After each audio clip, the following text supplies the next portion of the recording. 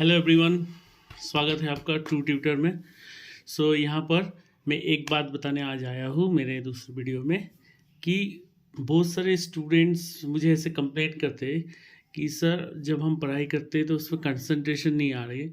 जब भी हम पढ़ते हैं तो अलग अलग ख्यालों में हम खोना शुरू कर देते हैं।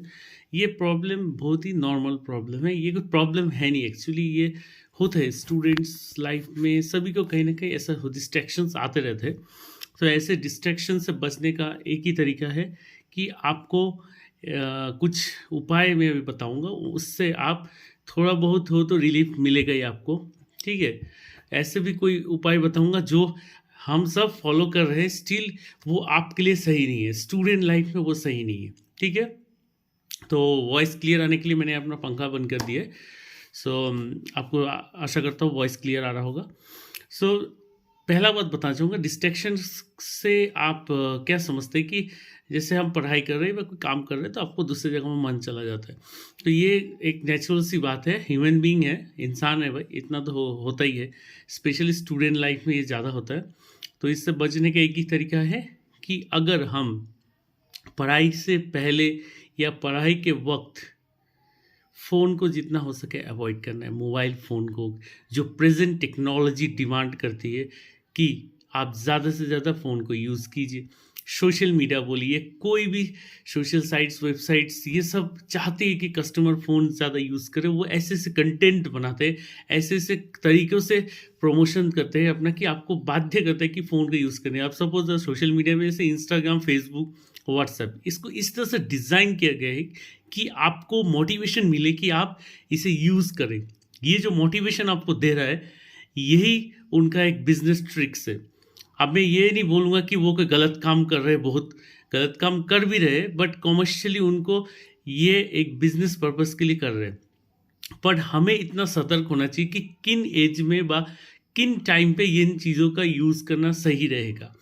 पहले तो बता दूं कि 18 साल से नीचे जो भी बच्चे, वो सिर्फ जैसे ड्राइविंग के लिए वहाँ पर लॉ बनाया गया, तो अपना भी एक लॉ बनाइए कि आप 18 साल से नीचे है तो फ़ोन को ज़्यादा यूज़ मत कीजिए। आपको भले ही आता है, आपको ज़रूरत है, अब उस पर्टिकुलर टाइम के लिए फ़ोन को यूज़ कीजिए। सपोज़ आपको अगर लगता है कि स्कूल से होमवर्क भेजा गया है, ट्यूशन मास्टर ने क्वेश्चंस भेजे, कोई आंसर्स भेजे, आप तब यूज़ कीजिए, नॉट अ बिग इशू। आप उस समय के लिए थोड़ी देर के लिए यूज़ करें, फिर उसको हटा दीजिए, सामने से हटा दीजिए। जब आपको फ़ोन कोई काम में नहीं लग रहा है, आप उसको लेके बैठे क्यों रहते हैं? उसको देखेंगे तो उसमें नोटिफ़िकेशंस आएँगे, फिर उससे भी देखेंगे तो नोटिफ़िकेशन में घुसेंगे।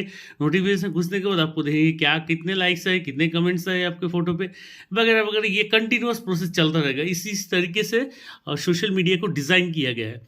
तो मैं यही कहना चाहूँगा कि अगर आप किसी भी तरह का डिस्ट्रैक्शन से पढ़ाई के टाइम बचना चाहते हैं, तो इस तरह के एटीट्यूड रखिए कि पढ़ाई के टाइम आप फ़ोन ज़्यादा यूज़ नहीं करें। करेंगे भी, कोई ज़रूरत के टाइम अगर लग गया कि कुछ भेजा है टीचर ने, देखना है, जैसे इस समय ऐसा युग आ गया, सब कुछ डिजिटाइज़ हो गया है। तो ऑनलाइन फोरम के वजह से, ऑनलाइन टीचिंग के वजह से बहुत सारी चीज़ मोबाइल्स में आने लगे, और ये यूज़ किया जाना कोई गलत बात नहीं है, बस सही तरीके से पैरेंटल गाइडेंस पे अगर बच्चे यूज़ कर रहे हैं तो कोई दिक्कत की बात नहीं है। पर मुझे ये खेद है कि कुछ पेरेंट्स इस बात से एकदम सतर्क नहीं है। भले ही वो उनके स्टडीज़ को लेके काफ़ी सतर्क है, बट उनके बच्चे जो इतने बुरी तरीके से फ़ोन यूज़ कर रहे हैं सारा दिन, रैपिडली वो सारा दिन फ़ोन यूज़ कर रहे हैं, स्कूल से आने के बाद, स्कूल से जाने से पहले, सुबह-सुबह उठ के, ये सब उनके नोटिस में नहीं रहते। ये मैं किसी को ब्लेम के लिए नहीं कर रहा हूँ। पहले ही मैं बोलना चाहता हूँ कि ये वीडियो सिर्फ बेटरमेंट के लिए है। एक बेटर ट्यूटर होने के नाते मैं ये एक सलाह दूंगा कि स्टूडेंट्स सिर्फ सतर्क ना रहे, उनके पेरेंट्स को भी सतर्क होना पड़ेगा कि बच्चे क्या चीज़ कितने देर तक देख रहे हैं। ठीक है, और जो छोटे बच्चे उनके वो जो फ़ोन यूज़ कर रहे हैं जब, तो आप वेलबिंग जो होता है फ़ोन में, जो फ़ोन वेलबिंग बोल के एक फ़ोन हेल्थ जो मॉनिटर करने वाला एक ऐप होता है, वो अंदर में अभी प्री इंस्टॉल मिलता है। उसमें देखिए कि बच्चे कितना दिन कौन सा वेबसाइट पे या कौन सा ऐप्स पे था, वो भी आप नोटिस कर सकते हैं। इससे आपको थोड़ा अंदाजा होगा कि फ़ोन वो ज़्यादा यूज़ कर रहा है या कम यूज़ कर रहा है। ठीक है, और दूसरी बात बताना चाहूँगा कि बच्चे जो सुन रहे हैं, मेरे प्रिय बच्चे, एक बात बता चुके, फ़ोन को तो अवॉइड करना ही है। नेक्स्ट आपको दोस्ती मंडली जो है, आपका बहुत बड़ा फ्रेंडशिप ग्रुप्स होते हैं, थोड़ा सा इसको शॉर्ट कीजिए, आइदर कम कीजिए या अवॉइड ही कीजिए। दोस्ती का मतलब ये नहीं है कि गले पे गले मिलाकर एकदम रास्ते में घूमते रहे सारे दिन, या वो जहाँ जा रहे जहाँ आपको ज़रूरत नहीं है वो जा रहे उनके पीछे ही आप लग पड़े, या आपको भी उठा के वो कहीं भी चल दे। ये कोई दोस्ती का मतलब नहीं है। दोस्ती मतलब है कि आप जिस पर्पस के लिए स्कूल जा रहे हैं या पढ़ाई कर रहे हैं, वहाँ पर जो आपको मदद कर रहे हैं या जो जिनके साथ आपको कंफर्टेबल लग रहा है, वहाँ तक दोस्ती सही है। पर अगर आप दोस्ती उससे ज़्यादा अत्यधिक करते हैं, जिससे जैसे कि कभी भी वो दोस्त आके बुला लिया आपको, आप उठ के चले गए, इस तरह की दोस्ती का कोई मतलब नहीं होता है। इससे आपको नुकसान ज़्यादा होता है। आप पढ़ने बैठे, आपको किसी ने बुला लिया, चलो यार मूवी देख के आते हैं आज, उस दिन आपको पढ़ने का बहुत मन था, स्टिल आपका दोस्त ने जब बुलाया कि मूवी देखने चलते हैं यार, तो आप, मेरे को एज अ नॉर्मल लगता है, मैं भी होता तो शायद उठ के चला जाता। तो इस तरह के सिचुएशंस को अवॉइड करने के लिए दोस्ती की जो ग्रुप है, वो दोस्ती मंडली जो एरिया है, उसको थोड़ा श्रिंक कर ले, ठीक है, कंप्रेस कर ले, कि कम दोस्ती निभाए, इतना भी दोस्त ना बनाए कि आप उसको मैनेज ही नहीं कर पा रहे, ठीक है। हर चीज़ को एक मैनेजमेंट पे रखना चाहिए। भले ही फिनेंशियल मैनेजमेंट हो, भले ही आप फिनेंशियली किसी चीज़ को मैनेज करना चाह रहे हैं, भले ही वो दोस्ती का बात हो, वहाँ भी आपको मैनेजमेंट रखना चाहिए। कितना दोस्त बनाए, किस तरह के दोस्त बनाए। मैं फ्रेंकली एज अ टीचर अभी कहना चाहूँगा कि मेरे पूरे एजुकेशन लाइफ में, स्कूल लाइफ में, कॉलेज लाइफ में बहुत ही कम फ्रेंड्स मैं रखता था। हार्डली मेरे कॉलेज लाइफ में जो तो बहुत स्टूडेंट के साथ मुलाकात हुआ, वहाँ पर भी बहुत सारे वेराइट फील्ड से फ्रेंड्स वहाँ पर मुलाकात होते थे। तो वहाँ से ज़्यादा से ज़्यादा मेरे 7 8 10 तक फ्रेंड्स के, वो भी क्लोज नहीं थे, वो इतने भी मतलब फॉर्मलिटी में रखता था। क्लोज शायद 1 2 थे, वो भी शायद अभी मैं ये दूर चला है, अपने जॉब में बिजी हो गया, लाइफ में बिजी हो गया, तो वो भी अभी कांटेक्ट में नहीं है। ये एक बहुत ही दुख की बात है, मैं उनको मिस करता हूँ, वो भी मुझे मिस करते होंगे शायद। पर जब भी कभी उनसे चांस मिले, मुलाकात हो, ज़रूर मैं खुश होऊंगा कि फिर से हम मिले। बट ये नहीं है कि मैं ज़बरदस्ती किसी को कांटेक्ट में रखने की कोशिश करूँगा, शायद वो नहीं रहना चाहता, या उसका फील्ड ऑफ इंटरेस्ट अलग हो गया है, या आपका फील्ड ऑफ इंटरेस्ट है, उनका फील्ड ऑफ इंटरेस्ट अलग होने के कारण आपका डेविएशंस आएंगे, आपको मेंटेलिटी चेंज हो जाएगा, फ्रेंडशिप्स लेवल्स में भी प्रॉब्लम आएंगे। तो इतने कॉम्प्लेक्सिटी में ना जाके आप फ्रेंड्स को अगर फॉर्मली रखें, फॉर्मल तरीके से ट्रीट करें, तो आपको ये सब दिक्कत लाइफ में कभी आएगी नहीं। तो ये मैं फ्रेंड्स किस लिए उठा रहा हूँ, आपको बहुत सब ये सोचे होंगे कि सर क्यों फ्रेंड्स लोगों के खिलाफ जा रहे हैं। यार ये फ्रेंड्स बनाएंगे तो पढ़ाई कब करेंगे, सारा दिन फ्रेंडशिप बनाने के लिए तो स्कूल फ्रेंड्स भेजते नहीं है।